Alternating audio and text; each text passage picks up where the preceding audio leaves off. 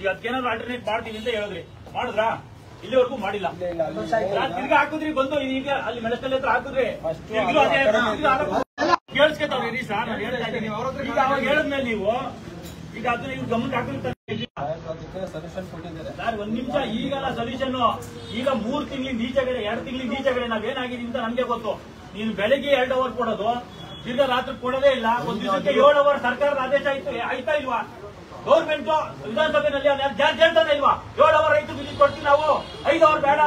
DC ಅವ್ರು ನಿಮ್ಗೆ ಹಣ್ಣು ಮಾಡೋರು 5 ಅವರ್ ಕೊಡ್ಲೇಬೇಕು ಅಂತ ಅವ್ರು ಗಲಾಟೆ ಆದಾಗ, ಸಡನ್ ಆಗಿ ವಿದ್ಯುತ್ ಜಾಸ್ತಿ ಆಯ್ತು, ಪವರ್ ಬೇಕಾಗಿತ್ತು ಸರ್, ಆಗ್ತಾ ಇಲ್ಲ ಅಂತಂದಾಗ ನಾವೆಲ್ಲರೂ ಕೊಂಡ್ಕೊಂಡ್ಬರ್ತೀವಿ. ನಿಮ್ಗೆ 7 ಅವರ್ ಕೊಡಿ 7 ಅವರ್ ಇಲ್ವಾ?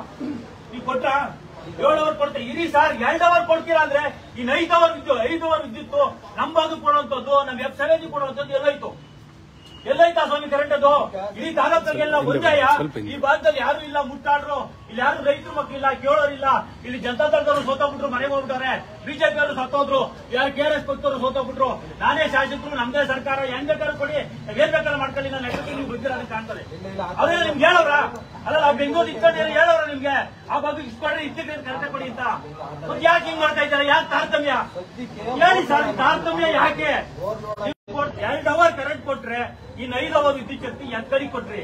ಒಂದು, ನಾವು ಮನುಷ್ಯರಲ್ವಾ? ನಾವು ಬಂಡವಾಳ ಹಾಕಿಲ್ವಾ? ಬೋರ್ ಹಾಕಿಲ್ವಾ? ಅದು ಪೈಪ್ ಲೈನ್ ಮಾಡಿಲ್ವಾ? ಬೆಳೆಗೆ ಬಂಡವಾಳ ಹಾಕಿಲ್ವಾ? ಒಂದು 10 ಕ್ವಿಂಟಲ್ ಮುಸ್ಕಿನ್ ಜೋಳ ಬೆಳೆಯೋ ರೈತ ಬೆಳಗಾನ ನಿಂತ್ಕೊಂಡ್ರು ಕರೆಂಟ್ ಸಿಗಲ್ಲ ಅಂದ್ರೆ ನೀವು ರೈತರ ಮಕ್ಕಳಾಗಿ ಏನ್ ಮಾಡ್ತೀರಾ ಹೇಳಿ? ನೀವ್ ಹೇಳಿ ಸ್ವಾಮಿ, ನಿಮ್ ಸಾಹೇಬ್ರು ಉತ್ತರ ಕೊಡಲೇಬೇಕು. ಕೊಡ್ದಲೇ ಇಲ್ಲ, ನೀವು ತಿಳ್ಕೊಂಡಿದ್ದೀರಾ. ಇದೆಲ್ಲ 100 ಜನ ಬಂದವ್ರೆ, ಇವ್ರು ಯಾರೋ ಬೇರೆ ಬಂಡವಾಳ ಕರ್ಕೊಂಡ್ ಬಂದವ್ರೆ.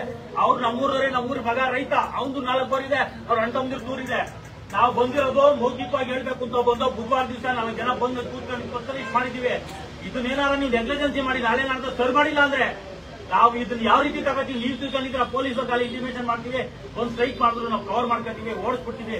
ಅದೆಲ್ಲ ಏನು ನಡೆಯಲ್ಲ. ರೈತ ಅಡ್ಕೊಂಡ್ರೆ ನಿಮ್ಗೇನು ನಡೆಯಲ್ಲ. ನೀವು ಕರೆಂಟ್ ಕೊಡ್ಲೇಬೇಕು, ಕೊಡ್ಲಿಲ್ಲ ಅಂದ್ರೆ ನಾವು ಹೋಗೋಲ್ಲ. ನೀವೇನ್ ಮಾಡ್ತೀರಾ ಮಾತಾಡಿ, ನಾನು ಮುಗಿತು ಮಾತಾಡಿ.